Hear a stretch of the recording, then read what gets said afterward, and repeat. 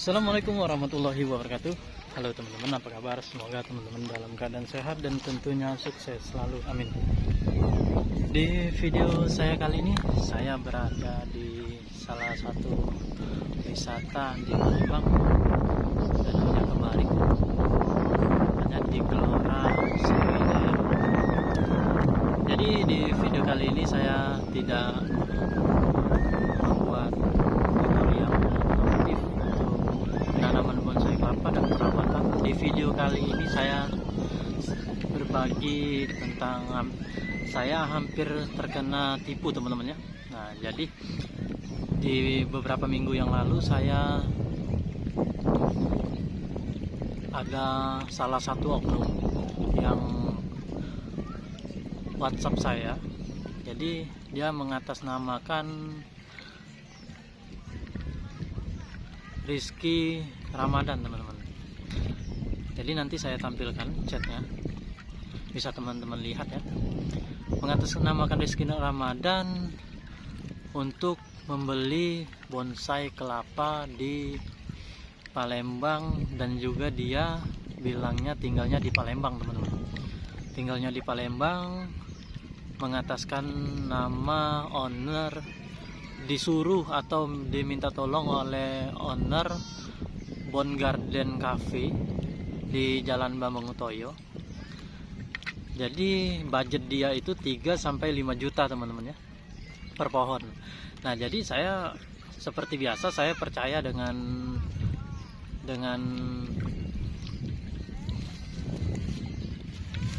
orang ini. Jadi saya percaya dengan orang ini, saya percaya untuk dia ini membeli, disuruh atau diminta tolong oleh owner kafe tersebut. Saya butuhkan ada kurang lebih itu sampai 11 foto saya kirim teman-teman.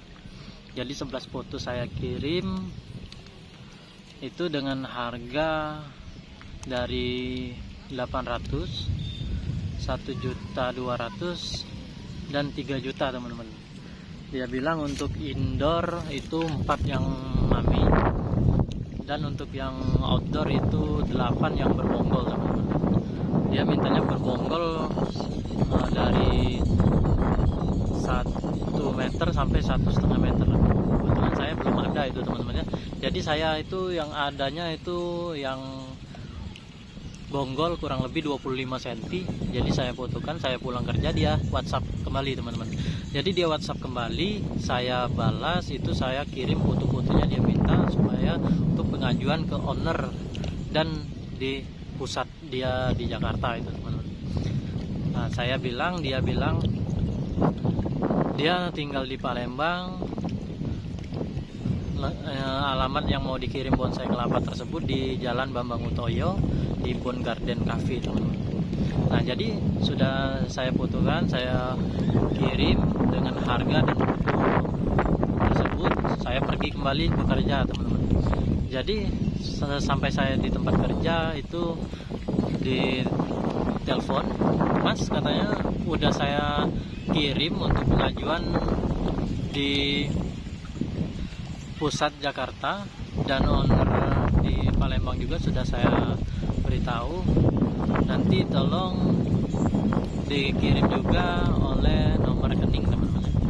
Nah, nomor rekening saya kirim, dan untuk harga tadi dia bilang ini saya mau saya tidak meminta fee dari Mas lagi, jadi saya dari harga Mas yang masukkan 800 dia masukkan jadi 1 juta, yang 1.200.000 dia masukkan jadi 1.400.000, yang 3 juta dia masukkan 3.500.000. Nah, jadi dia masukkan segitu. Dia juga bilang mau cari bonsai keras seperti anting putri, kimeng, sancang, dan lain-lain teman-teman.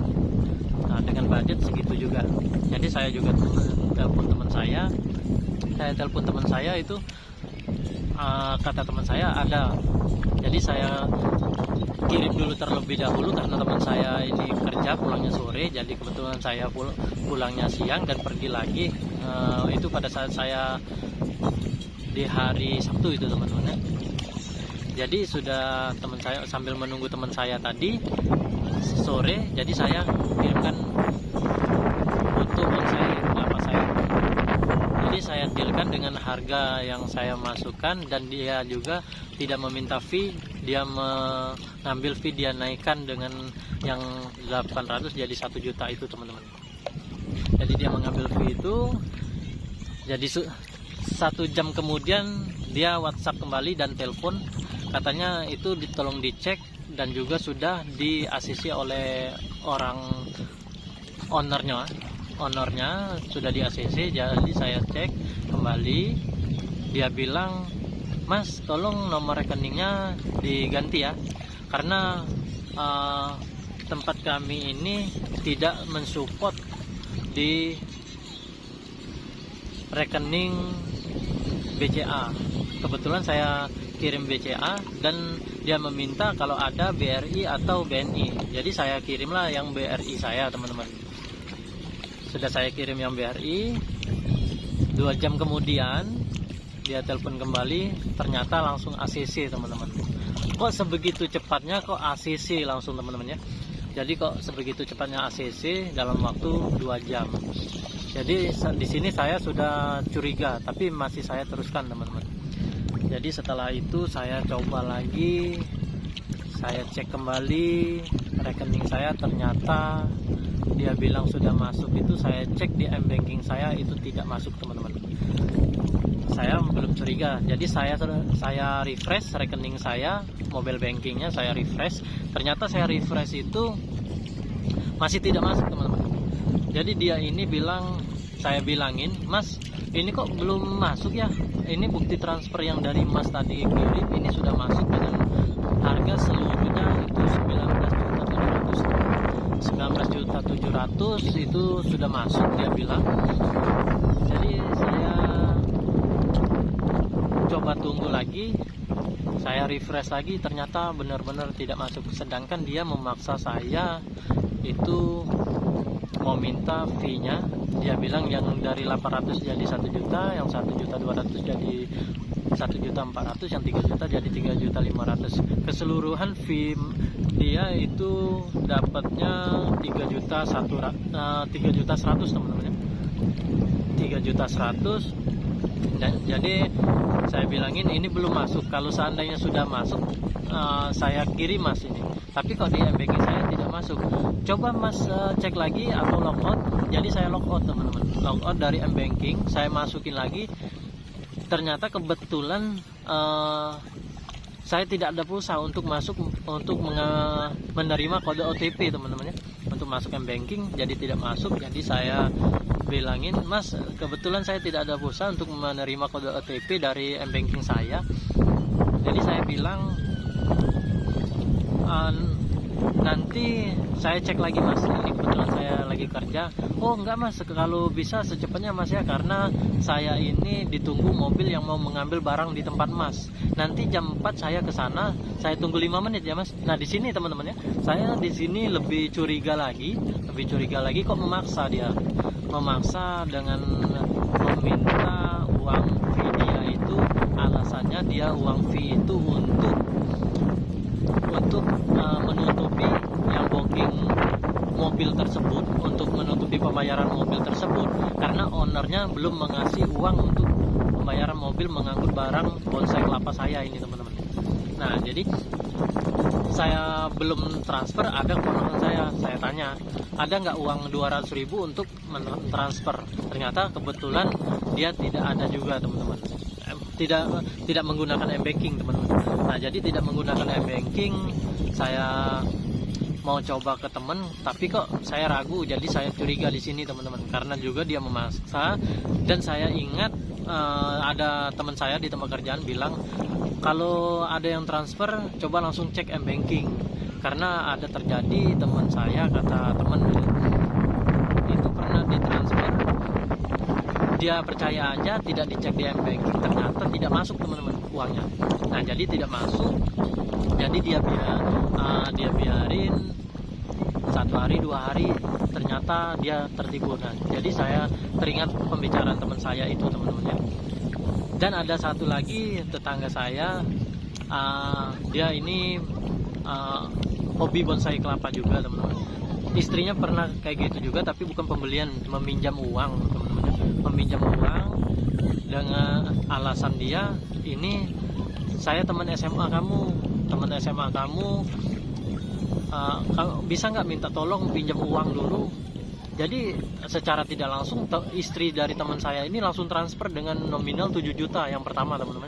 Dengan yang kedua itu dengan nominal 8 juta. Jadi seluruhnya 15 juta. Selesai dia transfer langsung keluar karena suaminya ada di luar rumah, di depan rumah, kerjanya di rumah kebetulan teman-temannya. Kerjanya di rumah, ada usaha sedikit di rumah. Jadi ya nggak bisa lagi, itu dia tertipu di hari Jumat teman-teman. Jadi oknum-oknum ini menipunya dia di hari Jumat. Kemungkinan kalau bagi saya ini kayaknya supaya kita yang tertipu ini tidak ke bank teman-teman, karena bank sepertinya sekitar jam 3 jam 4 udah tutup teman-teman ya. Kalau kita sudah sampai sana kayaknya sudah tutup, jadi kita tidak bisa mengecek. Kita mengeceknya bisa di hari Senin teman-teman. Nah jadi saya ingat lagi, saya analisa lagi kata-kata yang oknum menipu saya ini tadi. Ternyata saya kayaknya ini ditipu, ini kayaknya orang ini mau nipu dengan menipu uang yang dia mendapatkan fee yang dia mencari sendiri itu dengan nominal 3.100.000. Dia bilang transfer aja dulu 3 juta, tapi saya bilang kok nggak masuk ini uangnya di m-banking saya. Jadi saya bilangin lagi, dia bilang lagi katanya kalau belum masuk transfer aja 1.500.000 separuhnya aja dulu untuk membayar mobilnya yang tadi teman-teman. Jadi saya masih belum saya transfer. Jadi saya tungguin kayak gini aja mas. Kalau seandainya ini masuk, emang benar-benar masuk, dia langsung ngotot teman-teman. Jadi dia langsung ngotot, langsung menekan saya. Dia bilang kalau dari owner saya ini bukti transfernya sudah ada mas, jadi ini pasti udah masuk. Kalau sekiranya masih belum masuk nanti malam, tapi mas ini transfer dulu yang fee saya ini supaya untuk menutupi mobil untuk mengangkut barang ini. Saya bilang mas kalau seandainya ada benar yang masuk, saya kasih uang cash di rumah saya, mobil langsung ke rumah saya. Jam 4 saya pulang dari pekerjaan saya, langsung saya sampai rumah kurang lebih 4:30, jadi pas teman-teman. Jadi pas 4:30. Jadi dia masih mau meminta uang yang fee dia ini tadi teman-teman. Jadi saya biarin, saya selesaiin lagi pekerjaan saya. Saya selesaiin pekerjaan saya kurang lebih sampai jam 5 lewat atau 5:30 teman-teman. Jadi sudah selesai, saya kembali ke tempat keponakan saya, ke rumah keponakan saya sambil istirahat. Saya duduk di situ, saya cek lagi, kok nggak WA sampai sekarang, katanya mau ke rumah. Jadi saya lihat foto profilnya masih ada, saya klik pertama masih ada, saya klik kedua ternyata foto profilnya tidak ada, dan ternyata WA saya diblok teman-teman. Nah jadi untuk teman-teman yang biasa kirim barang atau jual beli di bonsai kelapa atau bonsai lainnya teman-teman, jadi berhati-hati teman-teman untuk transaksi seperti ini. Jadi para oknum ini dengan berbagai macam cara dia banyak sekali teman-temannya, banyak sekali untuk menipu kita sebagai penjual atau menipu kita mau meminjam uang seperti istri teman saya ini tadi teman-temannya. Nah jadi banyak sekali yang seperti itu. Jadi kita lihat dulu kalau bukti transfer oke teman-temannya, sama sekali teman-teman. Untuk bukti transfer saya kira itu diedit, dan juga saya ini sering melihat salah satu selebgram. Saya melihat selebgram ini dia mengasih tahu atau menceritakan orang-orang yang mau menipu seperti ini teman-teman. Jadi dengan berbagai cara menipunya bagaimana, dengan berbagai cara, banyak caranya dia menipu teman-teman. Nah jadi untuk teman-teman semua hati-hati ya untuk hampir terkena tipu seperti saya. Jadi itu untung saja saya aman teman-temannya, tidak terkena tipu. Saya sadar saya orang ini pasti nipu teman-teman. Jadi semoga video saya kali ini bermanfaat teman-teman ya. Semoga bermanfaat. Sampai ketemu di lain waktu.